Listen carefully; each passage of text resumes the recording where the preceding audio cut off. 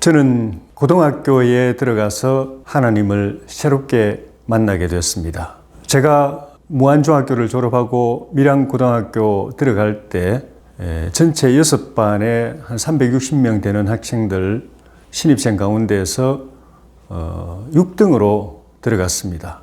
중학교는 1등으로 졸업했지만은 고등학교 들어갈 때는 6등으로 들어갔습니다. 저희 학교에서는 그 당시에 지금으로서는 상상할 수 없는 일이지만은 매주 시험을 봤습니다. 그리고 시험 결과를 가정통신문으로 부모님한테 보내고 운동장 교문 입구에 게시판에 붙이고 또 복도에도 교무실 앞에 또 붙였습니다. 1등부터 꼴찌까지 점수를 다 공개했습니다. 누가 몇 점에 몇 등, 누가 몇 점에 몇 등 이렇게 해가지고 다 공개를 했습니다. 요즘 같으면 아마 난리가 났을 겁니다. 교장선생님과 선생님들께서 제자들을 열심히 다그쳐가지고 공부를 많이 시키려고 그렇게 했습니다.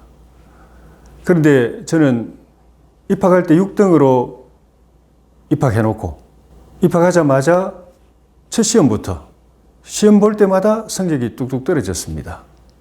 나중에는 1학년 1학기 말쯤 돼서는 전교 30 몇 등까지 내려갔습니다. 첫째는 제가 그렇게 머리가 IQ가 그렇게 높지 않은 것이 원인일 겁니다. 저는 시골에서 왔지만은 그 밀양 시내에 있는 고등학교를 졸업한 제 친구들은 정말 머리가 좋았습니다. IQ가 흔히 말하는 천재라고 하는 140이 넘는 애들이 수두룩했습니다. 저는 그보다 한참 모자라는 IQ였습니다. 그리고 1학기 때부터 자취를 했습니다. 제가 매일 밥하고 또 빨래하고 인턴부를 갈고 그런 걸 다 하면서 공부를 했고 주말에는 시골에 집에 가서 또 쌀이나 또 반찬 같은 것도 늘 가져와야 되고 그런 환경이 또 공부 양을 또 줄인 그런 측면도 있었을 것입니다. 그리고 시내에 있던 제 친구들은 집안도 다 좋고 부모님도 다 지식인들이고 인텔리들이고 그리고 가족들, 형들, 누나들도 공부 잘하고 똑똑한 사람들이어서 일찍부터 공부하는데 많이 공부하는 방법을 잘 아는 그런 친구들이 아니었나 생각이 듭니다. 1학기 첫 시험부터 이렇게 계속 성적이 떨어지고 그게 게시판에 매번 붙고 그러면서 제 자존감이 무너지고 근심이 깊어졌습니다.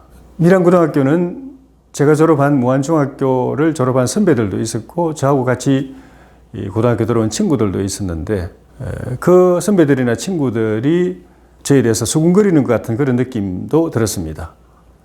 저거 우리 중학교에서 졸업할 때 1등을 졸업했는데 이 밀양 나오니까 시내에 나오니까 길을 못 펴네. 이런 중학교 1등이 거품이 아니었나 이런 수군거리는 것 같은 그런 느낌, 자격지심이 들어서 계속 마음이 위축되고 얼굴을 점점 들기 힘든 상황이 됐습니다. 근데 그보다도 더 심각한 문제는 저는 원래 사실은 고등학교에 진학할 형편이 경제적으로 안 됐는데 저희 부모님이 고등학교 학비, 생활비 이런 걸 대줄 형편이 안 됐는데 장학생으로 들어왔기 때문에 입학을 할 수 있었습니다. 3년 전액 학비 면제, 그 장학금을 받을 수 있었기 때문에 고등학교 진학을 했는데 그건 조건이 있었습니다. 그냥 무조건 3년 동안 학비를 면제해 주는 게 아니고 일정한 점수가 있고 그 점수 이상을 늘 지켜야 장학금 계속 받을 수 있는 거였습니다. 그 이하로 떨어지면은 취소되는 그런 거였습니다. 그게 당장 마음에 큰 근심거리로 다가왔습니다. 이렇게 계속하면은 장학금 취소되고 그럼 나는 학교 더 못 다니게 되는 것 아닌가? 그럼 내가 이 중졸이 되는 것 아닌가?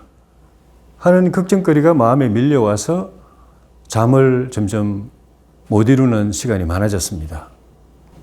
그런 가운데 한동안 고민한 끝에 제가 마음을 새롭게 다잡아 먹었습니다. 공부를 안 할 것 같으면은 차라리 여기서 때려치우고 그냥 공장에 가자. 돈이나 벌자. 그렇지 않고 만약에 다시 공부를 통해서 뭔가 길을 열고 희망을 만들어내고 꿈을 찾으려고 하면 지금처럼 이렇게 대충 열심히 하는 것도 아니고 안 하는 것도 아닌 이런 어중간하고 어정쩡한 생활 청산하고 제대로 공부해보자. 죽을 똥 살 똥 해보자. 목숨 걸고 공부를 해보자. 그렇게 한번 시도해보고 안 되면 그만두자 하는 비장한 결심, 그런 각오를 했습니다.